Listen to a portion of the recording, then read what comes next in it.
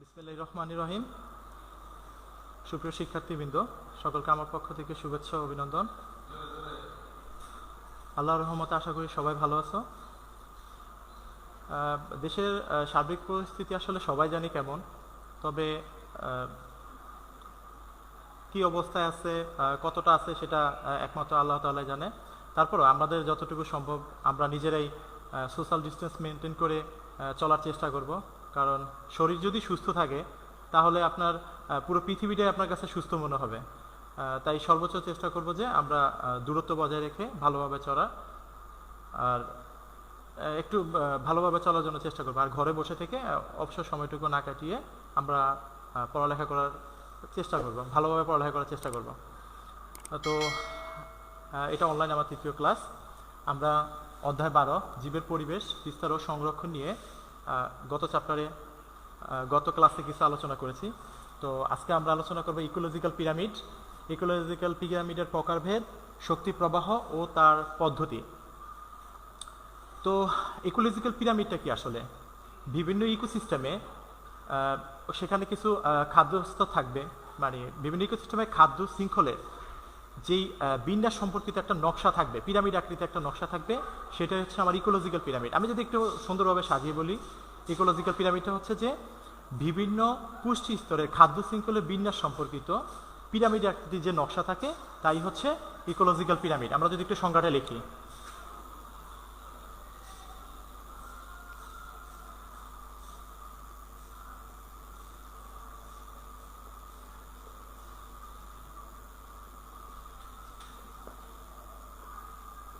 বিভিন্ন ইকোসিস্টেমে খাদ্য শৃঙ্খলের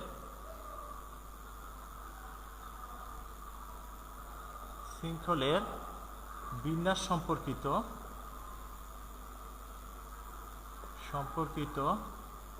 পিরামিড আকৃতির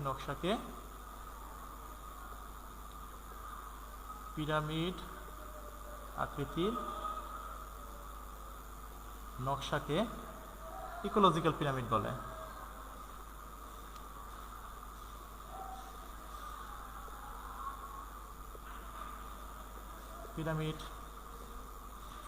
বলে। মূলত কথা হচ্ছে যে আমার ইকোলজিক্যাল পিরামিডটা হবে যে একটা খাদ্য শৃঙ্খলার মধ্যে কিছু স্তর থাকবে, যেই স্তরগুলো ক্রমান্বয়ে সাজানো থাকবে, এবং সেটা সাজাতে সাজাতে যখন একটা পিরামিড আকৃতির নকশা তৈরি হয়ে যাবে তখন সেটাই হবে ইকোলজিক্যাল পিরামিড। তো আসলে ইকোলজিক্যাল পিরামিড সম্পর্কে যদি আমি ব্যাখ্যা করতে চাই তাহলে অবশ্যই আমাকে একটা বাস্তুতন্ত্রের পুষ্টিস্তর সম্পর্কে আমার ধারণা থাকতে হবে। তো বাস্তুতন্ত্রের পুষ্টিস্তরটা কি, সেই পুষ্টিস্তর সম্পর্কে আমাদের জানতে হবে। তো বাস্তুতন্ত্রের পুষ্টিস্তরটা হচ্ছে যে বাস্তুতন্ত্রের মধ্যে দুইটা পর্যায় থাকবে অন্তত, সেটা হচ্ছে তার একটা উৎপাদক পর্যায় এবং একটা হচ্ছে তার খাদক পর্যায়। এবং উৎপাদক এবং খাদক পর্যায় মিলে একটি অবকাঠামো বা একটি স্তরের সৃষ্টি করবে, এবং এই স্তরের মধ্যে যখন খাদ্যগুলো শৃঙ্খলিত অবস্থায় থাকবে সেটাই হবে আমার পুষ্টি স্তর। কারণ একটি যেই পুষ্টি স্তরগুলো থাকবে, খাদ্য শৃঙ্খলের মধ্যে যে স্তরগুলো থাকবে সেগুলি হবে পুষ্টি স্তর। তো পুষ্টি স্তরগুলো বলতে কি, যেমন সর্বনিম্ন পর্যায় থেকে তার উপরে পর্যায়ে সর্বনিম্ন পর্যায়কে খাবে, এর উপরে পর্যায়ে তার নিম্ন পর্যায়কে খাবে, এর উপরে পর্যায়ে তার নিম্ন পর্যায়ে খাবে, এভাবে একটা স্তরের সৃষ্টি করবে, সেটাই হবে খাদ্য শৃঙ্খলের পুষ্টি স্তর। তো আমাদেরকে ইকোলজিক্যাল পিরামিডটাকে ব্যাখ্যা করতে হলে অবশ্যই একটা বাস্তুতন্ত্রের পুষ্টি স্তর সম্পর্কে ধারণা থাকতে হবে। তো বাস্তুতন্ত্রের পুষ্টি স্তরকে আবার 4টা ভাগে ভাগ করে।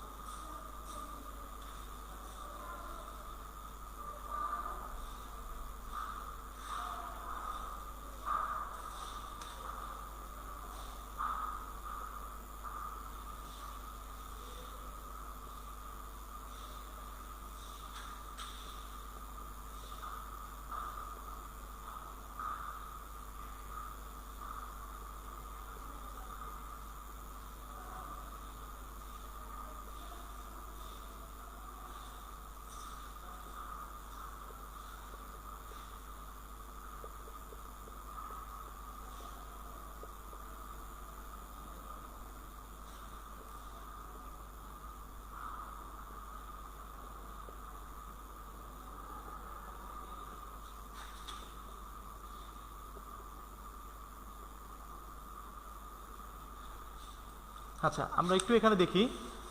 এখানে বাস্তুতন্ত্রের মধ্যে আমরা 4টা পুষ্টিস্তর দেখতে পারি। সেটা হচ্ছে পুষ্টিস্তর 1, এটা হচ্ছে উৎপাদক, এবং পুষ্টিস্তর 2 এটা হচ্ছে প্রাথমিক খাদক, এবং পুষ্টিস্তর 3 তারা হচ্ছে দ্বিতীয় স্তরের খাদক, এবং পুষ্টিস্তর 4 তারা হচ্ছে তৃতীয় স্তরের খাদক বা সর্বোচ্চ খাদক।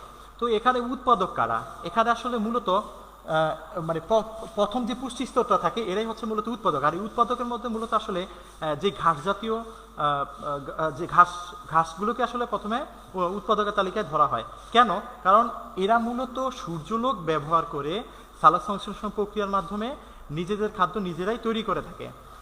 এই কারণে এরা হচ্ছে কি উৎপাদক, এবং এদেরকে ভক্ষণ করে আবার বেঁচে থাকে প্রাথমিক স্তরের খাদক। তো আসলে প্রাথমিক স্তরের খাদক কারা? প্রাথমিক স্তরের মূল খাদকটা হচ্ছে মূলত দ্বিতীয় পুষ্টি স্তর। এই দ্বিতীয় পুষ্টি স্তরে যারা থাকবে তারাই হবে প্রাথমিক স্তরের খাদক। আর প্রাথমিক স্তরের খাদকগুলো মূলত হচ্ছে তারা উৎপাদককে ভক্ষণ করবে, মানে এরা সরাসরি উৎপাদককে ভক্ষণ করবে, বা যেই উৎপাদকের যে দেহাংশ থাকবে তাদের উপর নির্ভর করে বেঁচে থাকবে। তো আসলে এদের আকার অনেক সময় ক্ষুদ্রও হতে পারে বা অনেক সময় বড়ও হতে পারে। তো এই শ্রেণীর মধ্যে যদি আমরা দেখি, যেমন কিছু জু প্ল্যাঙ্কটন থাকবে,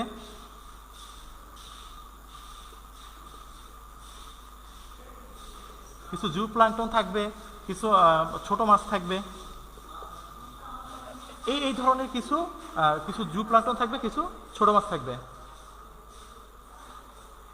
তো আমরা এদেরকে দেখতে পারবো আমরা আমাদের প্রাথমিক স্তরে খাদকের মধ্যে, মানে দ্বিতীয় পুষ্টি স্তরে। এবং তৃতীয় বা দ্বিতীয় স্তরের খাদক কারা? যারা মূলত প্রাথমিক স্তরের খাদকদের, মানে পুষ্টি স্তর 2, এক কথায় যারা প্রাথমিক স্তরের খাদককে খেয়ে নিজেরা বেঁচে থাকবে বা ওখান থেকে পুষ্টি সংগ্রহ করবে, তারাই হচ্ছে তৃতীয় পুষ্টি স্তর এবং অথবা দ্বিতীয় স্তরের খাদক। যেমন দ্বিতীয় স্তরের খাদকের মধ্যে যদি আমরা বলি, বাঘ আছে, সিংহ আছে, এরপরে যদি হায়না আছে, ইত্যাদি, এগুলো হচ্ছে আমার দ্বিতীয় স্তরের খাদক এবং পুষ্টি স্তর 3। এরা মূলত প্রাথমিক স্তরে যারা আছে, এই জু প্ল্যাঙ্কটন মাছ বা অন্যান্য যে প্রাণীগুলো আছে তাদেরকে খেয়ে এরা বেঁচে থাকবে, বা এদেরকে খাওয়ার পরে প্রাথমিক স্তরের পরে যে মাধ্যমিক স্তর থাকবে সে মাধ্যমিক স্তরকে এই দ্বিতীয় স্তরের খাদকটা খেয়ে বেঁচে থাকবে। এরপর হচ্ছে পুষ্টি স্তর 4 বা তৃতীয় স্তরের খাদক বা সর্বোচ্চ খাদক। তো এখানে তৃতীয় স্তরের খাদক কারা বা পুষ্টি স্তর 4-এ কারা আছে? মূলত যারা পুষ্টি স্তর 2 এবং পুষ্টি স্তর 3 এদেরকে খেয়ে বেঁচে থাকে বা এদের উপর নির্ভর করে বেঁচে থাকে, তারাই হচ্ছে মূলত আমার তৃতীয় স্তরের খাদক বা সর্বোচ্চ খাদক। যেমন এখানে যত রকম উৎপাদক আছে, প্রাথমিক খাদক আছে এবং দ্বিতীয় স্তরের খাদক আছে, এদেরকে সবাইকে একটা পর্যায়ে কি একজনই খেতে পারে, বা যারা সর্বোচ্চ পর্যায়ে থাকে তারাই কি করে এদেরকে খেয়ে বেঁচে থাকে। তো এমন একটি উদাহরণ হচ্ছে মানুষ। তো এই ছিল মূলত ইকোলজিক্যাল পিরামিডের মূল স্তরগুলো, যে এখানে মূলত ইকোলজিক্যাল পিরামিডে 4টা স্তর দেখা যায়। একটা হচ্ছে পুষ্টি স্তর 1, পুষ্টি স্তর 2, পুষ্টি স্তর 3 এবং পুষ্টি স্তর 4। পুষ্টি স্তর 1 হচ্ছে উৎপাদক, এবং উৎপাদকের মধ্যে শুধু ঘাস জাতীয় উপাদানগুলো থাকবে। পুষ্টি স্তর 2 এর মধ্যে প্রাথমিক খাদক থাকবে, এরা হবে উৎপাদককে খেয়ে এরা বেঁচে থাকবে। আর প্রাথমিক খাদকের মধ্যে জু প্ল্যাঙ্কটন থাকতে পারে, মাছ থাকতে পারে, ছোট পাখিও থাকতে পারে, ছোট পাখিগুলো থাকতে পারে। এরপর হচ্ছে আমার তৃতীয় পুষ্টি স্তর বা দ্বিতীয় স্তরের খাদক। এই ধরনের খাদকে থাকবে কে? বাঘ থাকবে, সিংহ থাকবে, হায়না ইত্যাদি, বা এই টাইপের যত প্রাণী আছে তারা থাকবে। এবং পুষ্টি স্তর 4 মানে তৃতীয় স্তরের খাদক, সর্বোচ্চ পর্যায়ের খাদকে থাকবে মানুষ, যারা আমার দ্বিতীয় স্তরের খাদকদের খেয়ে বেঁচে থাকবে।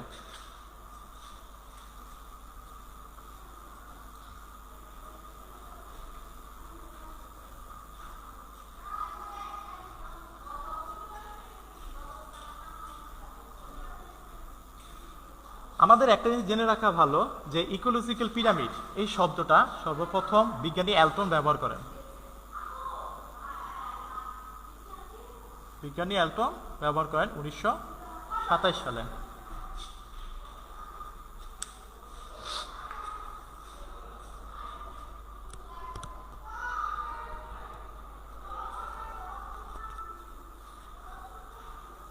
আচ্ছা, আমরা এখন ইকোলজিক্যাল পিরামিডের প্রকারভেদ নিয়ে আলোচনা করব।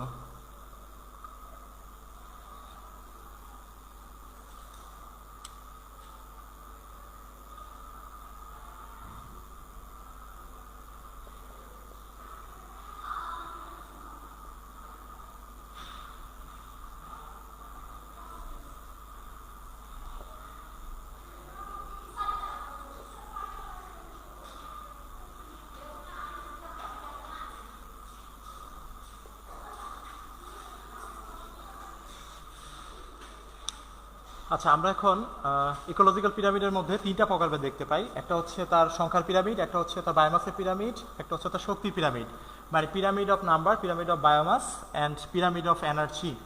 তো এই তিনটাই হচ্ছে আমার ইকোলজিক্যাল পিরামিডের প্রকারভেদ। তো আমরা এখন ইকোলজিক্যাল পিরামিডের সংখ্যার পিরামিড নিয়ে একটু আলোচনা করব। তো ইকোলজিক্যাল পিরামিডের মধ্যে সংখ্যার পিরামিডটা হচ্ছে মূলত কোনো বাস্তুতন্ত্রের ইকোসিস্টেমে মূল জিনিসটা হচ্ছে যে যদি ওই পুষ্টি কোনো একটা পুষ্টি স্তর থাকে, ওই পুষ্টি স্তরে যে পরিমাণ মানে উৎপাদক থাকবে, খাদক থাকবে, তাদেরকে নিয়ে যে একটা সংখ্যাকৃতির একটা পিরামিড আঁকা হয় বা একটা পিরামিডের নকশা আঁকা হয়, সেটাই হচ্ছে আমার সংখ্যার পিরামিড। আমরা যদি একটু স্বাভাবিকভাবে সংখ্যাটাকে সাজিয়ে লিখি,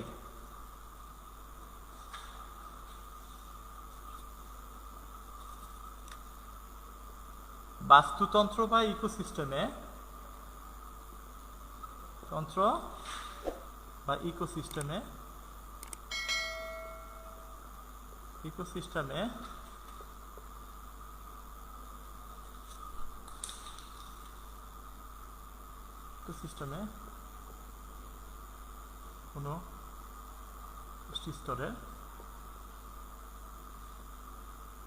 কোনো পুষ্টি স্তরের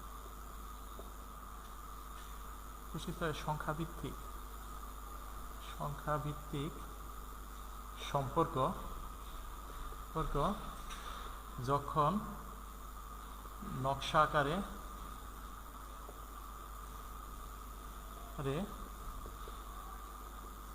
উপস্থাপিত হয়,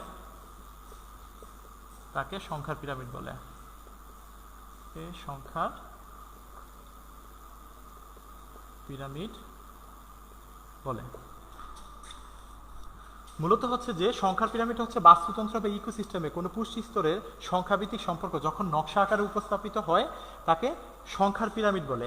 তো আসলে এই ধরনের পিরামিডে উৎপাদক এবং বিভিন্ন স্তরে খাদকের সদস্যদের একটা সংখ্যাভিত্তিক সম্পর্ক আসলে উপস্থাপিত করে এই সংখ্যার পিরামিডের মধ্যে।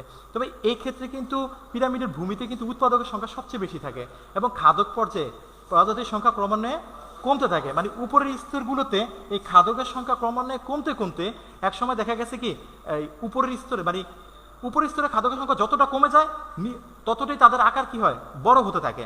তো একটা সময়ে তাদের আকার অনেকটা তাদের আকার বড় হয়ে যায়, মানে উপরের স্তরগুলো আকার বড় হয়ে যায়, কিন্তু নিচের স্তরগুলো ক্রমান্বয়ে শেষ হতে থাকে, মানে উৎপাদকের পরিমাণ ক্রমান্বয়ে শেষ হতে থাকে। কিন্তু মূলত প্রক্রিয়াটা যখন শুরু হয় তখন উৎপাদক পর্যায়ে কিন্তু সর্বোচ্চ পরিমাণ উপাদান থাকে। যেমন আমরা যদি একটা ঘাসভূমির বাস্তুতন্ত্র যদি আমরা বিবেচনা করি, তাহলে দেখা গেছে যে বিশ্লেষণ করলে দেখা যাবে ওখানে ঘাসের পরিমাণ বা উৎপাদকের সংখ্যা সবচেয়ে বেশি থাকবে। এই উৎপাদক থেকে পরবর্তীতে যদি আমরা প্রাথমিক খাদক পর্যায়ে যাই, যেমন ওখানে খরগোশ থাকতে পারে, ইঁদুর থাকতে পারে, ওই ধরনের যদি আমরা খাদক পর্যায়ে যাই, তাহলে দেখবো যে উৎপাদকের তুলনায় তাদের সংখ্যা আরেকটু কম। এরপরে যদি আমরা প্রাথমিকের পরে পরবর্তী খাদক স্তরের দিকে যাই, তাহলে সেখানে দেখবো সেখানে যে প্রাণীরা থাকবে, যেমন সাপ থাকতে পারে বা সরীসৃপ জাতীয় অন্যান্য প্রাণীরা থাকতে পারে, এই টাইপের যে প্রাণীগুলো থাকবে তাদের সংখ্যা দেখবো প্রাথমিক স্তরের খাদক থেকে আরো কিছুটা কম।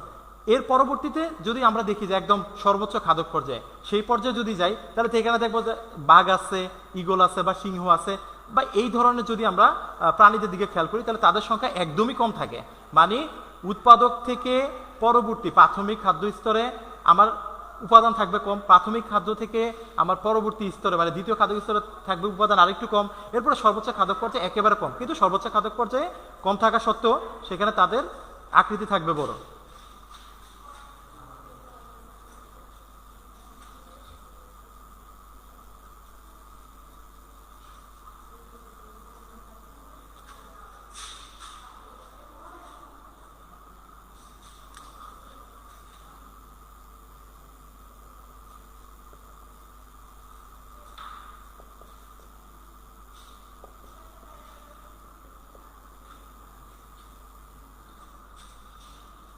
বায়োমাসের পিরামিড বা পিরামিড অফ বায়োমাস, আসলে বায়োমাসের পিরামিডটা বলতে বোঝায় আসলে জীবন্ত। এখানে জীবন্ত যে উপাদানগুলো থাকবে তাদেরকে নিয়ে মূলত এখানে আলোচনা করা হবে বা তাদেরকে নিয়ে এখানে ব্যাখ্যা করা হবে। তো আসলে যদি আমরা বলি যে কোনো বাস্তুতন্ত্রে বিভিন্ন পুষ্টি স্তরের সম্পর্ক, সিম্পলভাবে কোনো বাস্তুতন্ত্রে বিভিন্ন পুষ্টি স্তরের সম্পর্ক যখন তাদের জীবন্ত বা শুষ্ক ওজনের উপর ভিত্তি করে পিরামিডের নকশা আকারে উপস্থাপিত হয়, সেটাই হচ্ছে বায়োমাসের পিরামিড। কোনো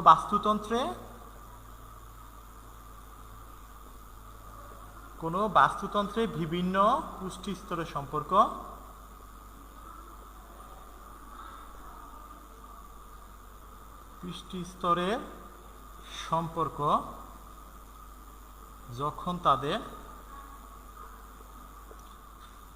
যখন তাদের জীবন্ত বা শুষ্ক ওজনের উপর ভিত্তি করে পিরামিডের নকশা আকারে উপস্থাপিত হয়। পিরামিডের নকশা আকারে উপস্থাপিত হয় তাকে বায়োমাসের পিরামিড বলে।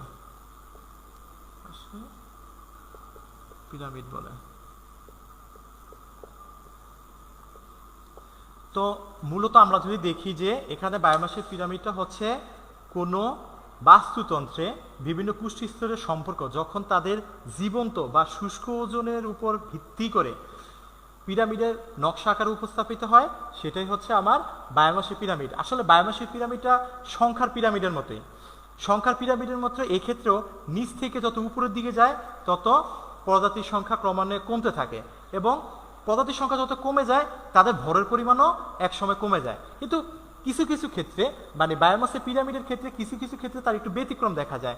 যেমন বায়োমাসের বা এই জীবন্ত পিরামিডটা যদি কোনো অণুজীব দিয়ে হয়, বা অণুজীব বলতে আসলে কোনো পরজীবী এই টাইপের কিছু দিয়ে মানে উপাদান দিয়ে যদি হয়, তাহলে তাদের ক্ষেত্রে এই প্রক্রিয়াটা পুরোটা একটু বিপরীতমুখী হয়। সেখানে দেখা গেছে একটা পর্যায়ে মানে সর্বোচ্চ পর্যায়ে দেখা গেছে যে আকৃতি যেমন বেশিও থাকে, তাদের পরিমাণ বেশিও থাকে। তো আমরা যদি বায়োমাসের পিরামিডটা খেয়াল করি, একটা পুকুরের কথা চিন্তা করি, একদম প্রথমে ক্ষুদ্র ক্ষুদ্র কিছু কীটপতঙ্গ থাকবে বা ছোট ছোট কিছু অণুজীব থাকবে, তাদেরকে খাওয়ার জন্য বা তাদেরকে খেয়ে বেঁচে থাকবে আবার কিছু ছোট মাছ। এই ছোট মাছগুলোকে দেখা গেছে আবার বড় মাছ খাবে।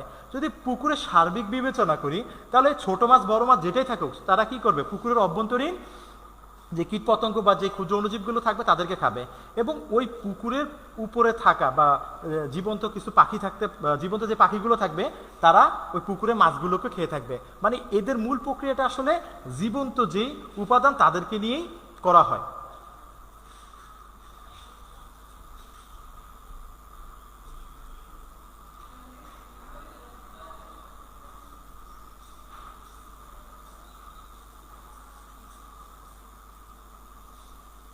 তবে মূলত আসলে বায়োমাসের পিরামিডটা যদি আমরা খেয়াল করি, এক্ষেত্রে এই পিরামিডে আসলে মূলত জীবদের মানে যে উপস্থিত পিরামিডের মধ্যে যে উপস্থিত যে জীবসমূহ থাকে তাদের একটা সামগ্রিক পরিমাণ করা যায়, যে কি পরিমাণ তারা আছে এখানে সেটা সঠিকভাবে পরিমাণ করা যায়।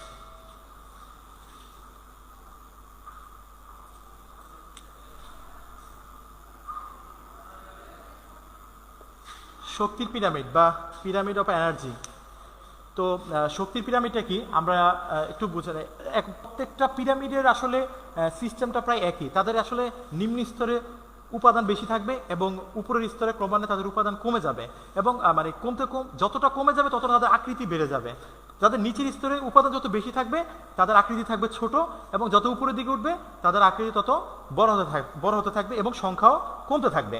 তো এখানে শক্তির পিরামিডটা হচ্ছে যে কোনো একটা বাস্তুতন্ত্রে বিভিন্ন পুষ্টি স্তরে বিদ্যমান তাদের যে শক্তিটা থাকবে, তারা মানে তাদের শক্তির একটা ধারা এক পুষ্টি স্তর থেকে বা অন্য পুষ্টি স্তরে স্থানান্তরিত হয় এবং ক্রমান্বয়ে তাদের পরিমাণ কমে যেতে থাকে। মানে মূলত যে কথাটা সেটা হচ্ছে যে পুষ্টি স্তরে যখন শক্তির পরিমাণের যে হ্রাস ঘটে বা শক্তির যেই ক্রমবর্ধমান যে পরিবর্তন ঘটে, সেটাই হচ্ছে শক্তির পিরামিড, এবং এটা একটা নকশার আকারে উপস্থাপিত হয়। আমরা সংজ্ঞাটা যদি একটু সাজিয়ে লিখি, যে কোনো পুষ্টি স্তরে কোনো বাস্তুতন্ত্রে বিভিন্ন পুষ্টি স্তরে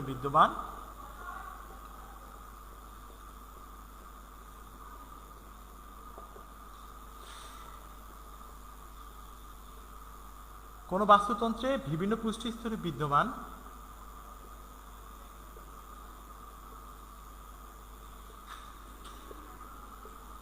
শক্তির পরিমাণ যখন পিরামিডের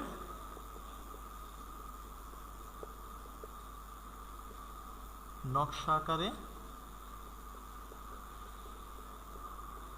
উপস্থিত হয় তাকে শক্তির পিরামিড বলে।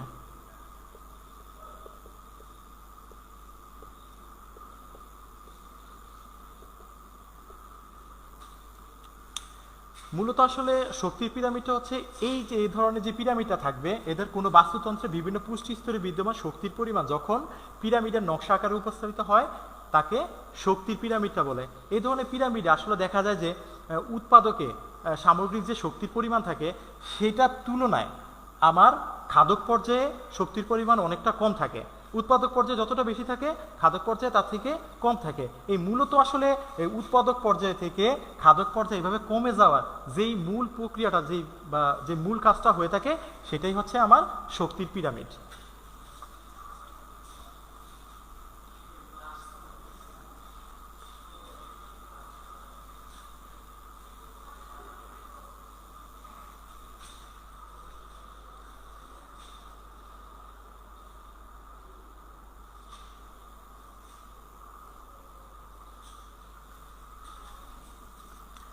আচ্ছা, এখন আমরা শক্তি প্রবাহ ও তার পদ্ধতিগুলো নিয়ে আলোচনা করার চেষ্টা করব। তো আমরা এখন শক্তি প্রবাহ নিয়ে আলোচনা করার চেষ্টা করি। শক্তি প্রবাহ,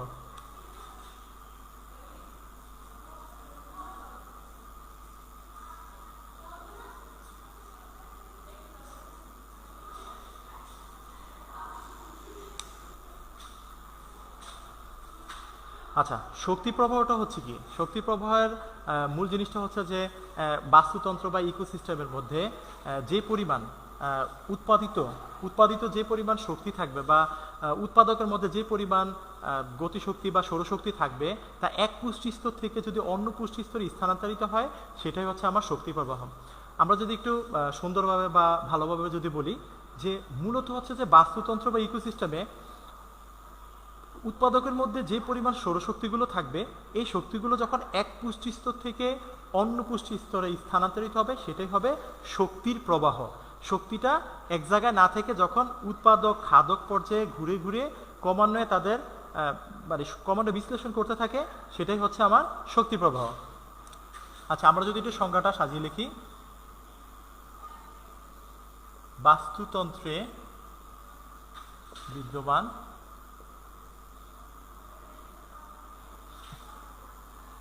উৎপাদকের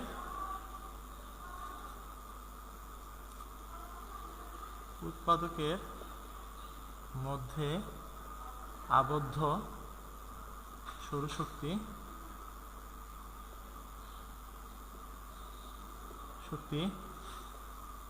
এক পুষ্টিস্তর থেকে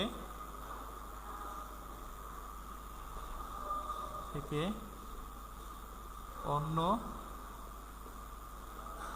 পুষ্টি স্তরে স্থানান্তরিত হলে তাকে শক্তি প্রবাহ বলে।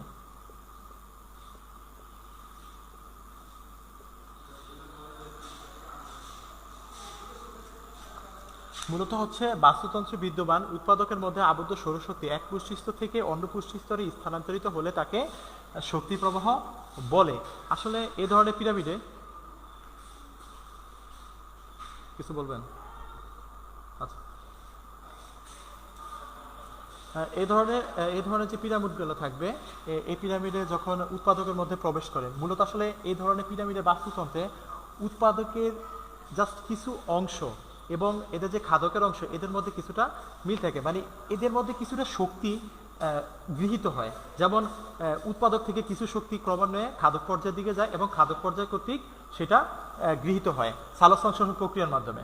তো সালোক সংশ্লেষণ প্রক্রিয়ার মাধ্যমে যখন গৃহীত হয় তো এই ক্ষেত্রে দেখা যায় যে উৎপাদকের মধ্যে শক্তির পরিমাণ একটু বেশি থাকে, মানে কিছু পরিমাণ শক্তি থাকে যেগুলো দেখা গেছে যে গ্লুকোজনের মধ্যে রাসায়নিক হিসেবে জমা হয় এবং গ্লুকোজন হিসেবে রাসায়নিক যেটা জমা হয় এরপরে সর্বোচ্চ খাদক পর্যায়ে, মানে মূল জিনিসটা হচ্ছে যে গ্লুকোজনতে যে পরিমাণ আমার রাসায়নিক শক্তি হিসেবে জমা হয় ঠিক আমার পরবর্তী শীর্ষক পর্যায়ে যখন যায় তখন দেখা গেছে যে পুরোপুরি শক্তি সেখানে থাকে না, কিছু পরিমাণ শক্তি সেখান থেকে হারিয়ে যায়, কিছু শক্তি আমরা সেখানে পাই না। মানে উৎপাদক পর্যায়ে যতটুকু শক্তি পাওয়া যায়, খাদক পর্যায়ে গিয়ে তার শক্তির কিছুটা হ্রাস ঘটতে থাকে, মানে যত উপরের দিকে যায় ততই শক্তির কিছুটা হ্রাস ঘটতে থাকে। তো দেখা গেছে একটা পর্যায়ে যখন শক্তির পরিমাণ কমে যায়, মানে অনেকটা শূন্যে চলে যায়, তখন দেখা যায় যে জীবজগৎ ওই শক্তিটাকে আর ব্যবহার করতে পারে না। তো যখন জীবজগতের শক্তিটাকে ব্যবহার করতে পারে না, তখন দেখা গেছে যে শক্তির একটা দিকে প্রবাহ ঘটে। যেমন দেখা গেছে উৎপাদক পর্যায় থেকে শুরু করে, উৎপাদক থেকে এটা পরবর্তী প্রাথমিক স্তরে যায়, প্রাথমিক স্তরে যায়, প্রাথমিক স্তর থেকে গৌণ, গৌণ পর্যায়ে, গৌণ থেকে প্রগৌণ পর্যায়ে, প্রগৌণ পর্যায়ে। এভাবে দেখা গেছে যে উৎপাদক থেকে এভাবে শক্তি ক্রমান্বয়ে কি যেতে থাকে, এবং এক সময় তারা আবার কি হয়, মাটির সাথে মিশে যায়, মাটির সাথে মিশে গিয়ে আবার জৈব বস্তুতে পরিণত হয়ে যায়। তো দেখা গেছে যে এই যে শক্তিটা যাচ্ছে, মানে শক্তি যে প্রবাহ ঘটতেছে, মানে দেখা যাচ্ছে যে উৎপাদক থেকে যেটা যাচ্ছে সেটা আর পুনরায় উৎপাদকে ফিরে আসতেছে না, মানে শক্তি প্রবাহটা একদিকেই ধাবিত হচ্ছে। মানে শক্তি প্রবাহটা বোঝা যাচ্ছে কি এটা একমুখী, মানে শক্তি প্রবাহটা একদিকে শুধু ধাবিত হতে থাকবে। তো এই শক্তি প্রবাহটা মূলত ইকোসিস্টেমে যদি খেয়াল করি, ইকোসিস্টেমের শক্তি প্রবাহটা আসলে খাদ্য শৃঙ্খলে ঘটে। তো খাদ্য শৃঙ্খলা আসলে খাদ্যের মাধ্যমে এক জীব থেকে অন্য জীবে আসলে স্থানান্তরিত হয়। এই শক্তি প্রবাহটা আসলে খাদ্য শৃঙ্খলের মাধ্যমে, খাদ্যের মাধ্যমে এক জীব থেকে অন্য জীবে স্থানান্তরিত হয়। তো আমরা যদি দেখি যে এই যে যেই উৎপাদকগুলো বা প্রডিউসারগুলো, এগুলো কিন্তু আসলে সূর্য শক্তি গ্রহণ করে এই খাদ্য শৃঙ্খলটা তৈরি করে। এই যে এখানে খাদক থেকে প্রাথমিক, প্রাথমিক থেকে গৌণ, গৌণ থেকে প্রগৌণ পর্যায়গুলো সৃষ্টি করতেছে, এগুলো আসলে কি সূর্য শক্তি গ্রহণ করেই ক্রমান্বয়ে খাদ্যের একটা শৃঙ্খল তৈরি করে। তো প্রকৃতিতে দেখা গেছে যে মানে একাধিক এরকম খাদ্য শৃঙ্খল সংযুক্ত অবস্থায় থাকে। প্রকৃতিতে একাধিক খাদ্য শৃঙ্খল এখানে সংযুক্ত অবস্থায় দেখা যায়। তো মোটামুটি এই একাধিক খাদ্য শৃঙ্খলগুলো পরস্পর, একাধিক যে খাদ্য শৃঙ্খলগুলো থাকে, এরা একটা জটিল যৌগের সৃষ্টি করে। আর ওই জটিল যৌগটাই হচ্ছে আমার ফুড ওয়েব, জটিল যৌগটা হচ্ছে ফুড ওয়েব।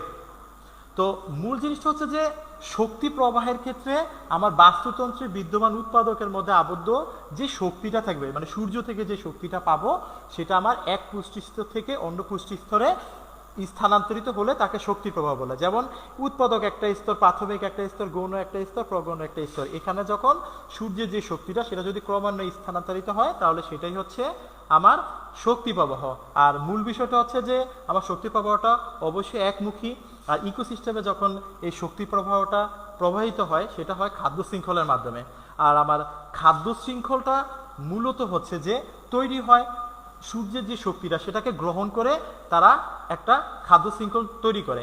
আর এই খাদ্য শৃঙ্খলগুলোই আবার পরস্পর একাধিক, মানে অনেকগুলো একসাথে হয়ে একটা মানে সংযুক্ত একটা অবস্থা সৃষ্টি করে, বা সংযুক্ত একটা উপাদান বা একটা মাধ্যমের সৃষ্টি করে। ওই সংযুক্ত উপাদান বা যে মাধ্যমটা থাকবে সেটা মানে সেটা ক্রমান্বয়ে আমার বিক্রিয়া করে সামনের দিকে অগ্রসর হয়ে থাকবে।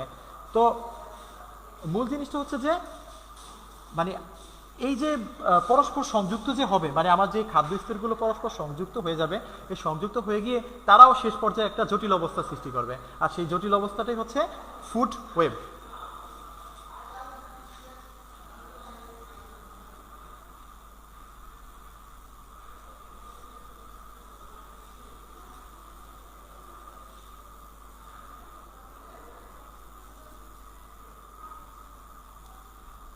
আমাদের শক্তি প্রবাহের কিছু বৈশিষ্ট্য আছে। শক্তি প্রবাহের বৈশিষ্ট্য হচ্ছে যে আমরা একটু আগে পড়ছি যে শক্তি প্রবাহটা হচ্ছে একমুখী। শক্তি প্রবাহ হচ্ছে একমুখী, মানে এই সৌরশক্তি যেটা থাকবে সেটা সর্বপ্রথম উৎপাদক গ্রহণ করবে এবং পরবর্তীতে শরীরে যে কোনো প্রয়োজনে ব্যবহৃত হতে পারবে। দ্বিতীয়টা হচ্ছে যে এই শক্তি প্রবাহের মূল উৎস হলো সূর্য বা সৌরশক্তি।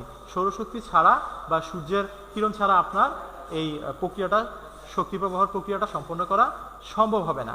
আর দেখা গেছে যে শক্তি প্রবাহের বা খাদ্য শৃঙ্খলে যত আপনি নিচ থেকে উপরের দিকে যেতে থাকবেন, ততই আপনার শক্তির হ্রাস ঘটতে থাকবে বা শক্তি ক্রমান্বয়ে কমতে থাকবে। মানে যতটা শক্তি আপনি নিচের পর্যায়ে পাবেন, ততটা শক্তি আপনি উপরের পর্যায়ে গিয়ে পাবেন না।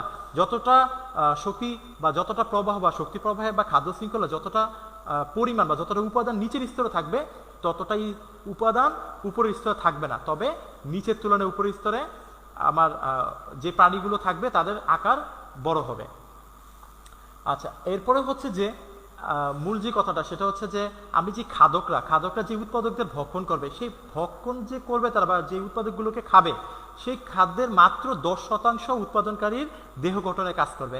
যেমন আমরা যদি বলি একটা হরিণ যদি 100 কেজি ঘাস আহরণ করে, তাহলে সেখান থেকে বা সেই হরিণে ওই 100 কেজি থেকে মাত্র 10 কেজি ঘাস তার দেহ গঠনে কাজ করবে। এখন একটা বাঘ যদি একটা হরিণের 10 কেজি মাংস খায়, তাহলে সেই মাংসের মাত্র 1 কেজি তার দেহ গঠনে কাজ করবে। তো আসলে শক্তি প্রবাহের এই ব্যাখ্যার মধ্যে এটা হচ্ছে 10% নীতি। এই প্রক্রিয়াটাকে বলা হচ্ছে 10% নীতি। মানে যে যতটুকু খাবে তার অর্ধেকটা, তার মাত্র 10% তার শরীর গঠনের কাজে ব্যবহৃত হবে।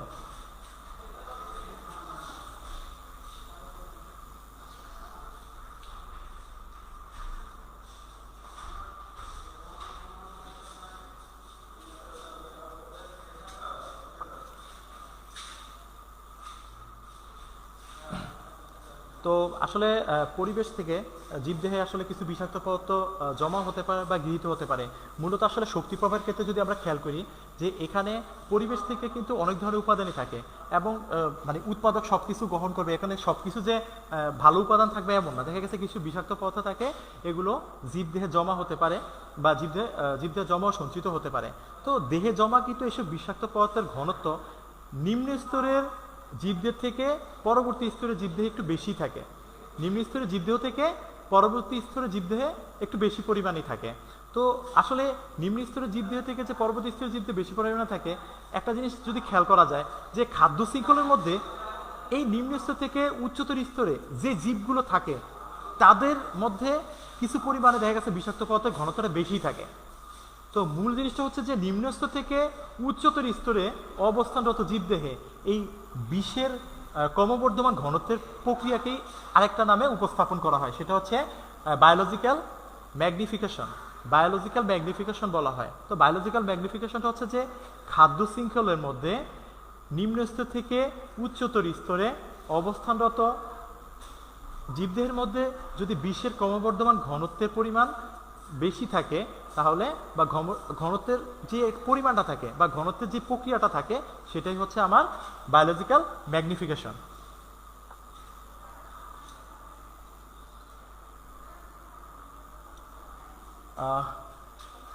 তো আজকে মোটামুটি ইকোলজিক্যাল পিরামিডের প্রকারভেদ এবং শক্তি প্রবাহ নিয়ে একটু ছোট আলোচনা করার চেষ্টা করলাম।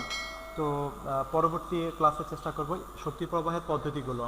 শক্তি প্রবাহের পদ্ধতিটা যথেষ্ট গুরুত্বপূর্ণ। এই ক্লাসটা পরবর্তী ক্লাসে মানে এই টপিকটা নিয়ে পরবর্তী ক্লাসে আলোচনা করার চেষ্টা করব।